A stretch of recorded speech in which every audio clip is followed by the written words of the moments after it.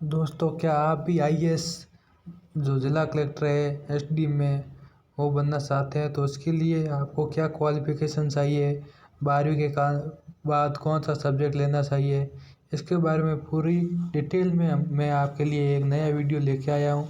दोस्तों, कुछ भी इस वीडियो से आपको नया सीखने को मिले तो चैनल को सब्सक्राइब करें और वीडियो को लाइक ज़रूर करें। यदि आप भी 12वीं के बाद आईएएस मतलब यूपीएससी इसका एग्ज़ाम कराती है उसकी तैयारी करना चाहते हैं तो उसके बारे में पूरी डिटेल आपको इस वीडियो में आसानी से मिल जाएगी। तो सबसे पहले आपको जो एग्ज़ाम है वो यूपीएससी मतलब कंडक्ट कराता है और वो प्रीलिम और मेन तीन एग्ज़ाम होते हैं, तीनों वही कंडक्ट कराता है। तो ये ऑनलाइन नहीं होता, ये पेपर बेस्ड एग्ज़ाम होता है और इसका जो मेन संगठन है यूनियन पब्लिक सर्विस कमीशन मतलब यूपीएससी वही कंडक्ट करवाता है। और इसमें सबसे पहले राइटिंग, इंग्लिश, जनरल नॉलेज इसके बारे में पूरा नॉलेज होना चाहिए। और ये सिविल सर्विस ऑफ इंडिया के जो कैंडिडेट हैं उनका जो सिलेक्शन प्रोसेस है वो यूपीएससी के अनुसार ही इस एग्ज़ाम द्वारा हो जाता है। ये 1992 से स्टार्ट की गई है और इसका सबसे पहले प्रीलिम्स एग्ज़ाम होता है वो 2 घंटे का होता है, उसके बाद मेंस होता है वो 3-3 घंटे का होता है। इसके बारे में पूरी जानकारी इस वीडियो में आगे दी गई है। और सबसे पहले जो प्रीलिम होता है वो 200 नंबर का होता है, उसके बाद मेंस होता है वो 1750 नंबर और इंटरव्यू है वो 275 नंबर का होता है। टोटल मिला के 2025 जो नंबर बनते हैं पूरा पेपर और प्लस इंटरव्यू वगैरह सब कुछ मिला के 2025 बनता है। और उसके बाद जो लगभग हर साल एग्ज़ाम है वो हर साल होता है। आप एक साल लगभग इसे लगातार एग्ज़ाम में आप अटेंड कर सकते हो, एग्ज़ाम दे सकते हो, उसकी तैयारी कर सकते हैं। लैंग्वेज में हिंदी और इंग्लिश दोनों में पेपर आते हैं और लगभग इसमें 1 मिलियन लगभग 10 लाख से ज़्यादा ही लोग इसमें फॉर्म भरते हैं। और इसके बारे में जो क्वालिफ़िकेशन है तो वो आपको ग्रेजुएशन जिसको बीए भी कहते हैं वो सही है। चाहे आप 10वीं के बाद यदि साइंस लो, कुछ भी सब्जेक्ट लो जैसे आर्ट्स है, कॉमर्स है, बीए जैसे बीए के लेवल जैसे ग्रेजुएशन के लिए जैसे यदि आप साइंस लेते हो तो बीएससी वगैरह जो भी उसके बीकॉम है वो उसके लेवल का जो भी कोर्स करते डिग्री करते हो तो आप उसके अंदर एग्ज़ाम दे सकते हो। और उसके जो फॉर्म भरने की फ़ीस है वो 100 रुपये होती है जनरल के लिए और ओबीसी के लिए। बाकी और जो SC ST है उनके लिए कोई फ़ीस नहीं है। और वो एग्ज़ाम है लगभग तो 0.1% जो एग्ज़ाम देते हैं उनमें से इतना का ही सिलेक्शन होता है, बाकी को सिलेक्शन नहीं होता है। इससे आप पता कर सकते हैं कि एग्ज़ाम कितना हार्ड होता है। बहुत ही मुश्किल नहीं है लेकिन इसके लिए तैयारी अच्छी चाहिए।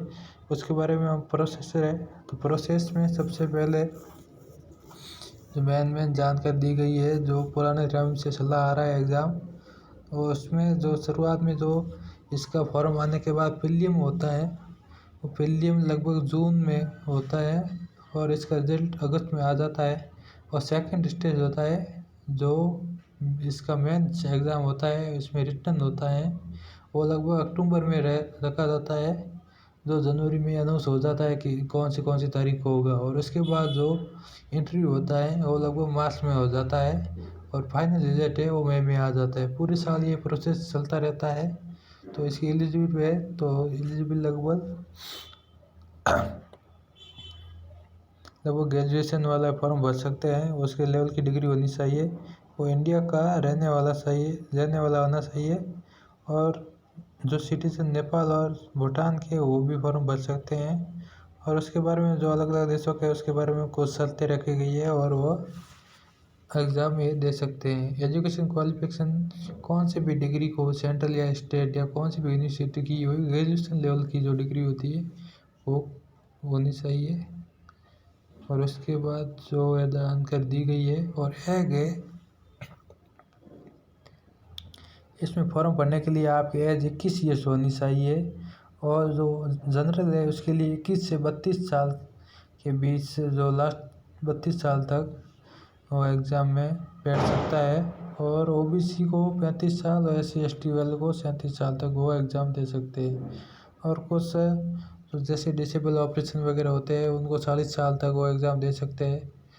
और जो मिलिट्री वगैरह है उनको भी कुछ छूट मिलती है। और जम्मू कश्मीर वालों को भी उसमें भी थोड़ी बहुत छूट मिलती रहती है। और उसके बाद जो नंबर ऑफ अटेम्प्ट है, मतलब आप कितनी बार ये एग्ज़ाम दे सकते हैं। तो ये एग्ज़ाम जो जनरल वाला है वो सब बार दे सकता है, ओबीसी वाला 9 बार और ST SC वाला जब 37 साल पूरी होती है तब तक कितने भी अटेम्प्ट दे सकता है।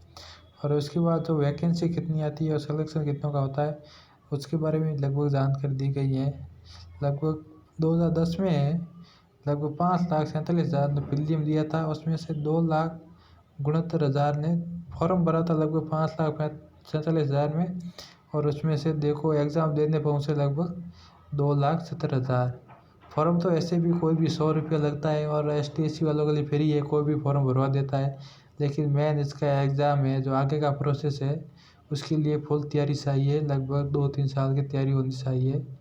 और उसमें से लगभग देखो जो मेन इंटरव्यू के लिए सेलेक्ट हुए थे वो 2590 जो कैंडिडेट है उनको सेलेक्ट किया गया है। और लास्ट में जो मेन पोस्ट थी वो लगभग 965 के आसपास थी, लगभग 965 फिक्स ही है। इसी प्रकार आप डिटेल में देख सकते हैं। लगभग 2011 में 5 लाख के आसपास और 2012 में 5.5 लाख। अभी ये संख्या जो हिंदी मीडियम के उनकी वजह से लगभग संख्या बढ़ रही है। जैसे 2014 में लगभग 10 लाख के आसपास पहुंची और 2016 में तो 11.5 लाख पहुंच गई और 2017 में लगभग 10 लाख से ऊपर ही रही है। इससे पोस्ट भी थोड़ी थोड़ी बढ़ी है, लेकिन 2018 में पोस्ट बहुत कम हो गई है, 750 पोस्ट थी। और कट ऑफ है वो लगभग कितनी जाती है उसके बारे में पूरी जानकारी दी गई है। लगभग जो प्रीलिम्स है उसमें से जनरल की लगभग है वो 241 रहती है, ओबीसी 222। और उसी के अनुसार जो अपने अपने 2013 है, 2014 है, 2015, 2016 वो जैसे जैसे कैटेगरी होती है उसी के अनुसार रह जाती है। हमें 2018 का देखते हैं तो लगभग जनरल की 98 रही थी। और मैथ्स एग्ज़ाम है उसमें 2018 में जो जनरल की थी वो 774 थी। और लास्ट में जो फाइनल होती है कट ऑफ पूरे एग्ज़ाम के बाद जो रैंकिंग आती है उसमें जनरल की 982 थी और ST की लगभग 912। तो लगभग इतनी छूट मिल जाती है ST SC वालों की। और इसमें हम आप बात करेंगे कि कौन सी सर्विस आती है। तो सर्विस की बात करें तो IAS है जो मेन, उसके बाद IPS है और उसके बाद सेंट्रल सर्विस ग्रुप 1 की होती है उसकी। और उसके बारे में Indian foreign service, Indian audit service, ICA accountant service और बहुत सारी इसमें पोस्ट होती है, अलग अलग सर्विस होती है। ग्रेड A लेवल की एग्ज़ाम पोस्ट भी होती है, जैसे Indian railway personal service, Indian railway protection force. इसमें बहुत सारी ग्रुप B की भी पोस्ट होती है। और जैसे PCS फाउंडेशन सिविल पुलिस। और उसके बाद हम अभी बात करेंगे मेन जो प्रीलिमर जो एग्ज़ाम होता है उसके बारे में कि उसमें कितने लोग बैठते हैं तो लगभग कितनी तैयारी करनी पड़ती है उसके बारे में पूरी जानकारी है। 2011 से शुरू किया गया है। इसमें जो नेशनल मूवमेंट है, पॉलिटी, पंचायती राज सिस्टम है, इन टॉपिक पे इक्वेशन आते हैं। और उसके बाद जो सेकंड पेपर भी होता है इसमें जो ओनली क्वालिफाई होना चाहिए, उसको CSET भी कहते हैं, जिसमें रीजनिंग वगैरह आती है। और उसके बाद मेंस एग्ज़ाम होता है, यदि ये एग्ज़ाम आप क्वालिफाई कर दे तो उसके बाद आप मेंस एग्ज़ाम होता है। और मेंस में अलग अलग सब्जेक्ट होते हैं। और उसके बाद जो रिटर्न में जो पेपर A है, पेपर B है, वो ओनली लैंग्वेज के अनुसार, जैसे इंग्लिश है एक तो क्वालिफाई होता है और 300 नंबर का। और एक आप कौन सी भी इंडियन लैंग्वेज जो 8 अनुसूची में जो शामिल है भाषा, उनमें से कोई भी आप सेलेक्ट कर सकते हैं।